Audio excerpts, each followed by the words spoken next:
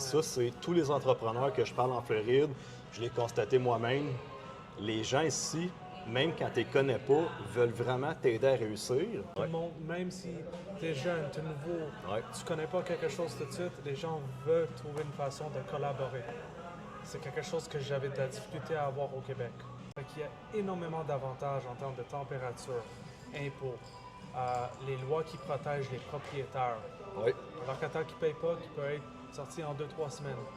C'est pro-propriétaire. C'est vraiment, tu n'as pas payé ton loyer, puis très rapidement, la personne est évincée, puis le shérif, let's go, tu t'en vas. Là. Moi, je suis pas un professionnel en comptabilité, puis en finance, puis tout ça, mais j'ai quand même été capable d'analyser, il y a 4 ans, de dire, je regarde où c'est que le Québec s'en va, puis il faut que je fasse un move le plus rapidement possible pour me stabiliser puis être financièrement stable aux États-Unis.